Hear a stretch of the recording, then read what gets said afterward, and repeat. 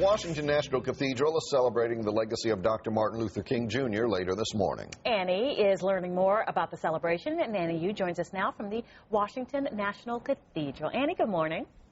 Good morning, Allison. This is the 14th year that the cathedral has put on this celebration, and it's a real reflection of service and bringing the community together, which is exactly what Dr. King stood for. And joining me now is Glenda Rothberg, the Service Project Book Coordinator, and Ray Rajkumar, the MC. Good morning to the both of you. Good morning. Glenda, let me start with you. Tell us a little bit about your role in all this and what's going on today. Well, today, as you know, is a National Day of Service in honor of Dr. King.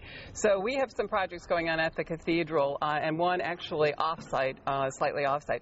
At the cathedral, we're asking, of course, entrance is free to our program today, parking is free, but we are asking that people who attend bring either a non-perishable food or books, children's books. And also off-site at 3417 Massachusetts Avenue at the Buddhist Center, we're also having a clothing drive. Oh, nice. So people should drop those items off there? All used clothing should be dropped off at the Buddhist Center on Massachusetts Avenue. All the non-perishable food and the children's books should be brought here. And they'll be collected at the front entrance of the cathedral. Wonderful. Now the event is free and open to the public. You just ask that they bring these items. We're asking for this donation. We have a number of very worthwhile organizations that we hope to be able to give all of this to. Okay. Now, Ray, this day is really big for you. What does this mean for you? This day is just so monumental.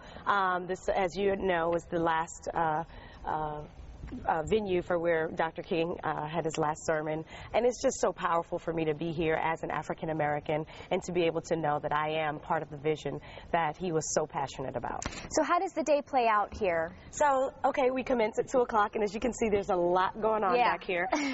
So we have some wonderful dynamic performers, from dancers to spoken word, pianists, so just people being able to share their gifts and their talents with the community here at Washington Cathedral. Excellent. And we actually have one of the performers here with us today. You want to introduce him? Yes. His name is Tony Keith. He is a dynamic spoken word artist, and we are so glad to have him here. Okay, Tony, take it away.